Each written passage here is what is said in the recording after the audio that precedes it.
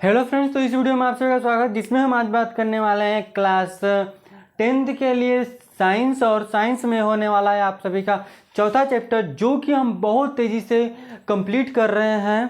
ठीक है, हमने अभी इतने ही समय में 3 चैप्टर, जो भी अभी तक हमने 20 दिन लगातार वीडियो ही नहीं डाला, लगभग तो 20 दिन तो हो ही गया था। ठीक है, तो इसी रफ्तार से हम पढ़ने वाले हैं पूरे साल, और रिवीजन होगा भरपूर तरीके से। तो हमारे साथ इस तरह से बने रहिए। ठीक है, ये नहीं कहेंगे कि आप टॉप करेंगे, ये है कि आप इतना पढ़ाई होगी कि अच्छा खासा नंबर आ जाएगा। ठीक है, तो यहाँ पर हम पढ़ा रहे हैं क्लास 9th और 10th के लिए मैथ और साइंस। तो जाकर आप देखिए, चैनल का नाम है गोल्स वाई एजुकेशन, जो कि 2 चैनल है।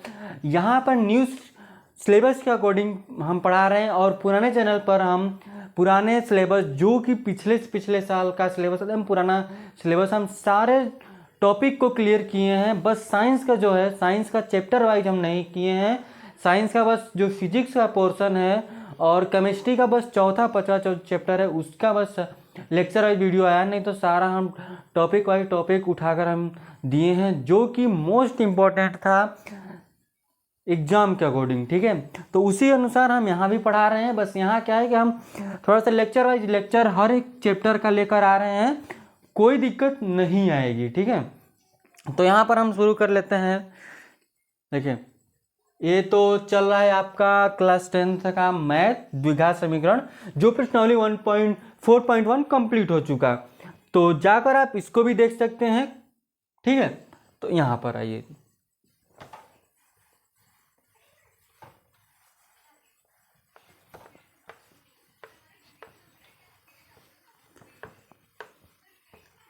यहाँ भी हम शुरू कर रहे हैं अध्याय 4 आप सभी का साइंस का, जिसका नाम है कार्बन एवं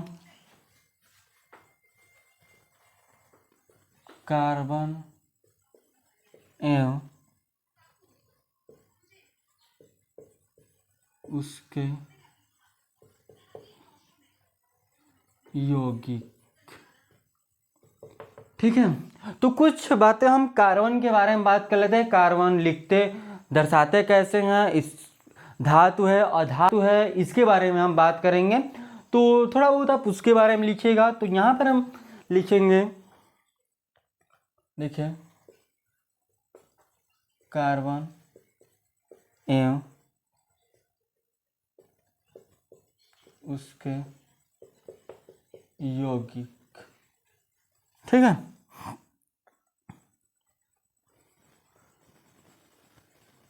उनके यौगिक। तो लिखते हैं कि कार्बन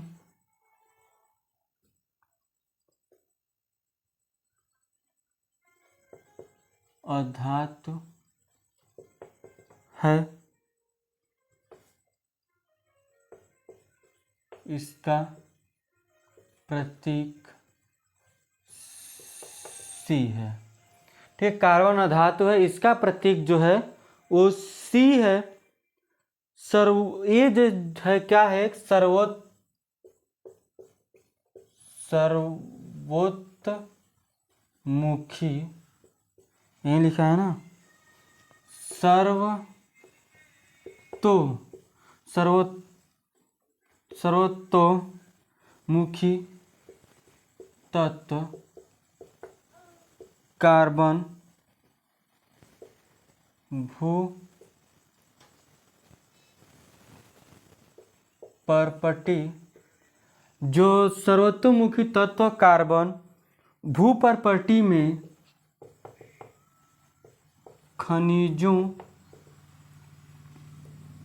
के रूप में 0.2% तथा वायुमंडल में कार्बन डाइऑक्साइड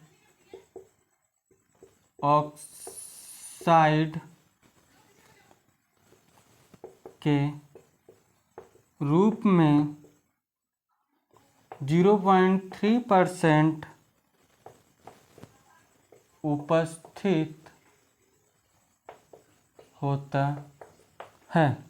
सर्वतोमुखी तत्व कार्बन भूप्रकृति में खनिजों के रूप में 0.2% तथा वायुमंडल में कार्बन डाइऑक्साइड के रूप में 0.3% उपस्थित होता है। ठीक है, यहाँ पर और बात कर लेते हैं तो लिखेंगे कि सभी खनिजों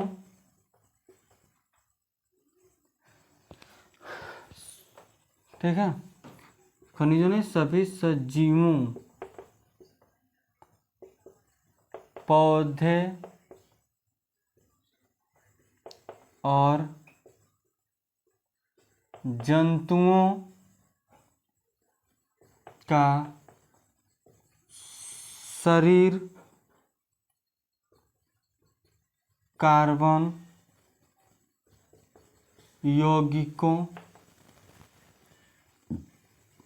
का बना होता है। सभी सजीवों, पौधों और जंतुओं का शरीर कार्बन यौगिकों से बना होता है, जो कि मतलब समझ सजीव बोल दिया तो जो भी हमको जीव जानवर जो भी हैं उन वो कार्बन यौगिकों से ही मिलकर बना होता है। ठीक है, बात समझ में आए? जिसमें हम आगे बात कर लेते हैं। अगला हेडिंग है, ठीक है, बस थोड़ी बहुत जानकारी यहाँ से ले रहे हैं। कार्बन में सह संयोजी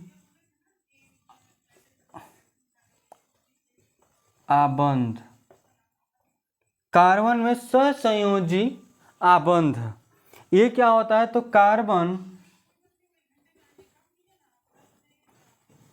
कार्बन की परमाणु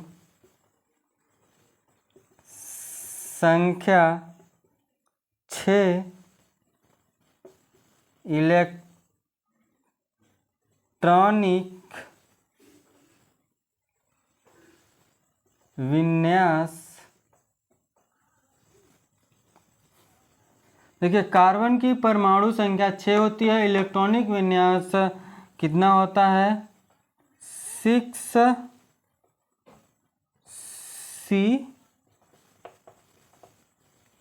Kl2 और 4 में रखते हैं। Kl और आगे के बताइएगा क्या होता है? नंबर मतलब लेटर्स। ठीक है, तो आगे हम भी पढ़ाएंगे तो उसमें हम बता देंगे। अभी इतना समझिए कि ये 6 होता है तो इसका इलेक्ट्रॉनिक विन्यास पहले में 2 भरा जाता है, फिर 4 मतलब दूसरे वाले में 8 होता है, लेकिन यहाँ पर पूरा न भर रहा है तो आपका, क्योंकि 6 ही है ना, परमाणु संख्या 6 है, तो अगले वाले में 4 ही भरेंगे, 8 भरा जाएगा, अधिक से अधिक यहाँ 8 भरेंगे। ठीक है, 2 8 और आगे भरते हैं, तो यहाँ पर बस 4 ही भरेंगे। बात समझ में आगे हम बात कर लेते हैं, इसको इतना उतारिएगा, आपको पता चल गया कि कार्बन इलेक्ट्रॉनिक विन्यास पता चल गया कार्बन के बेसिक से, और कार्बन के परमाणु संख्या पता चल गया 6 होती है। ठीक है, आप अगर ऐसे लिखते हैं hydrogen, helium, lithium, barium, boron, carbon, periodic table में देखेंगे तो वहाँ पर 6वें नंबर पे आ जाएगा यहाँ पर। ठीक है, जैसे कि यहाँ पर जैसे लिखते हैं कि यहाँ हाइड्रोजन हो गया, फिर इधर आपका हीलियम होता है, ऐसे ऐसे होता है। अगर आप नीचे भी लिखते जाएंगे तो hydrogen, helium, lithium, barium, boron, फिर कार्बन आता है। तो आपको लगभग 30 ठो याद होना चाहिए, ज़्यादा उससे बात का नहीं पूछता है, आप सभी से अधिकतर 30 के नीचे से पूछ लेता है कुछ कहीं किसी का भी, तो वो हम अभी बताएंगे। अगर इसमें आपके सिलेबस में है तो, नहीं रहेगा तो हम उसको अवॉइड करेंगे। ठीक है, तो इसको हम इरेज करते हैं।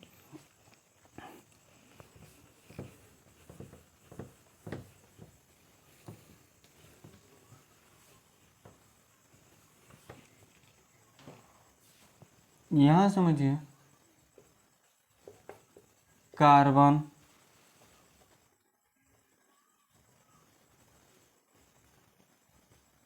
उत्कृष्ट गैस विन्यास कैसे प्राप्त करता। कार्बन जो है उत्कृष्ट गैस विन्यास कैसे प्राप्त करता है उसको देख लेते हैं यहां से हम।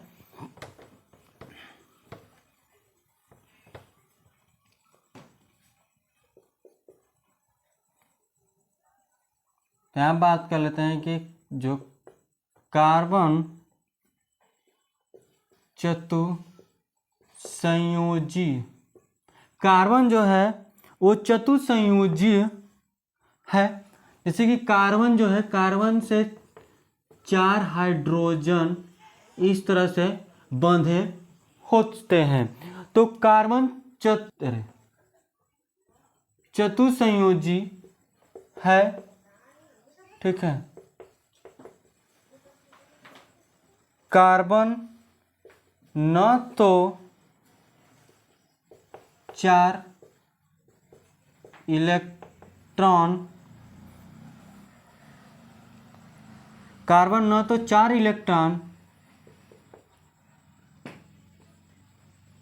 खोकर कार्बन 4+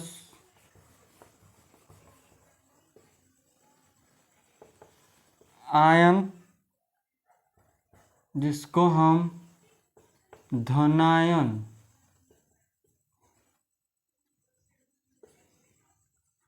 न ही 4 इलेक्ट्रॉन प्राप्त कर ऋण आयन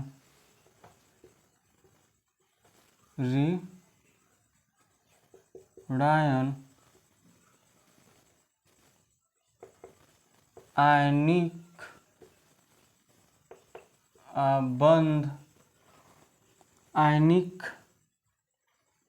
आबंध बनाता 4 अतिरिक्त इलेक्ट्रॉन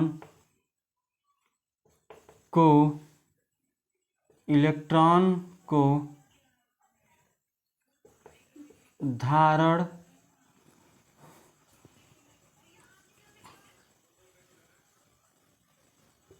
करना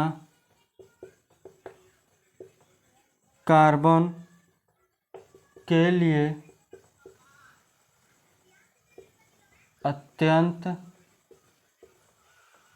कठिन है। तो कार्बन चतुसंयोजी है। कार्बन न तो 4 इलेक्ट्रॉन खोकर न ही 4 इलेक्ट्रॉन ग्रहण प्राप्त कर आयनिक आबंध बनाता है। 4 अतिरिक्त इलेक्ट्रॉन को धारण करना कार्बन के लिए अत्यंत कठिन है, ठीक है। इसके लिए क्या है? अत्यंत कठिन है। कार्बन द्वारा 4 इलेक्ट्रॉन, लिखेंगे कि कार्बन द्वारा 4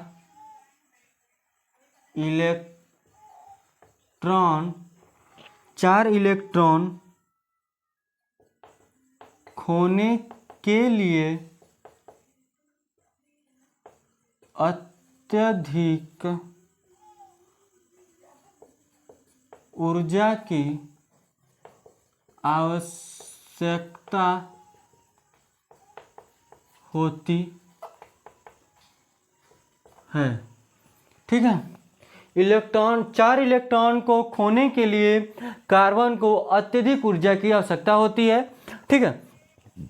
इसमें आगे हम बात करेंगे कि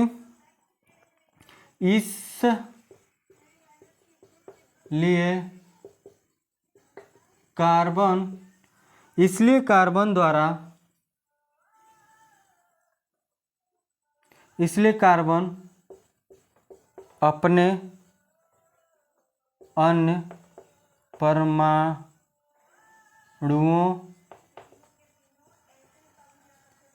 परमाणु अथवा अन्य तत्वों के परमाणुओं के इलेक्ट्रॉनों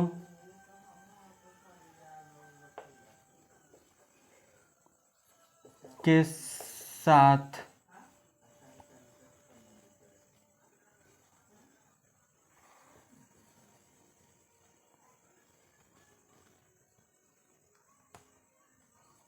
साझेदारी। देखिए, जो कार्बन है अपने अन्य परमाणु अथवा अन्य तत्वों के परमाणुओं के इलेक्ट्रॉन के साथ साझेदारी कर आबंध बनाता है। कर आबंध बनाता है। ठीक है, आगे हम लिखेंगे कि एक ही प्रकार या विभिन्न प्रकार के परमाणुओं एक ही प्रकार या विभिन्न प्रकार के परमाणुओं के इलेक्ट्रॉन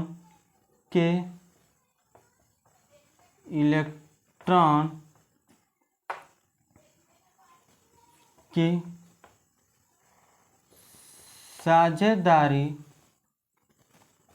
साझेदारी से बने आबंध को सहसंयोजी आबंध कहते हैं। आबंध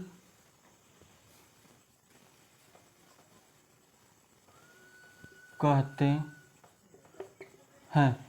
तो यहाँ पर हम बात किए हैं कि एक ही प्रकार या विभिन्न प्रकार के परमाणुओं के इलेक्ट्रॉनों की साझेदारी से बने आबंध को सहसंयोजक आबंध कहते हैं। ठीक है, बात समझ में आया? मतलब एक दूसरे को लेन देन से जो वहाँ पर बंध बन रहा है, कार्बन बना रहा है बंध, उसको हम सहसंयोजक आबंध कहते हैं। ठीक है, बात समझ में आया? तो अगला पॉइंट है हमारा यहाँ से कि कार्बन के अतिरिक्त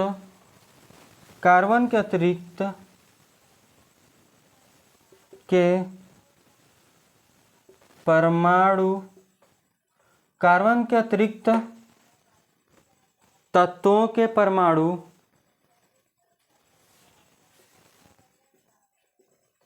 इलेक्ट्रॉन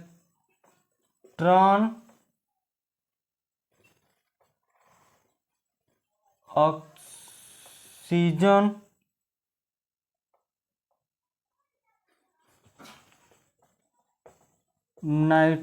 नाइट्रोजन और क्लोरीन भी इलेक्ट्रॉनों की साझेदारी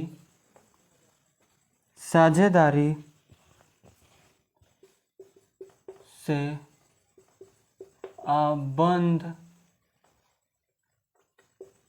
बनाते हैं। तो कार्बन के अतिरिक्त परमाणु इलेक्ट्रॉन कार्बन के अतिरिक्त तत्वों, यहाँ पर कार्बन के अतिरिक्त तत्वों के परमाणु इलेक्ट्रॉन ऑक्सीजन, नाइट्रोजन और क्लोरीन भी इलेक्ट्रॉन की साझेदारी से आबंध बनाते हैं। बात समझ में आया? जैसे कार्बन है उसी तरह से ऑक्सीजन है, नाइट्रोजन है, क्लोरीन है, ये भी साझेदारी करते हैं और आबंध बनाते हैं, जिसको हम सहसंयोजक आबंध कहते हैं। ठीक है, तो कोई पूछेगा कि सहसंयोजक आबंध क्या है, तो दो देखिए क्या लिखा, एक ही प्रकार या विभिन्न प्रकार के परमाणु के इलेक्ट्रॉनों की साझेदारी से बने आबंध को सहसंयोजक आबंध कहते हैं। तो यहाँ से आपसे क्वेश्चन बन सकता है। ठीक है, तो इसको आप याद कर लीजिएगा। ठीक है, तो इसके आगे का जो मोस्ट इम्पॉर्टेंट पार्ट है, जो नेक्स्ट वीडियो में करने वाले हैं, ठीक है, जो कि बेहद ज़रूरी है, वो पार्ट ज़्यादा ज़रूरी है, ये लिखने से ज़्यादा वो समझना ज़रूरी होगा, तो हम नेक्स्ट वीडियो में करेंगे। तो आज के लिए बस इतना रखेंगे। जितना भी हुआ है आपको समझ में आया, नहीं समझ में आया तो एक बार आप कमेंट कर लीजिएगा। ठीक है, चलिए आज के लिए बस इतना रखते हैं। धन्यवाद।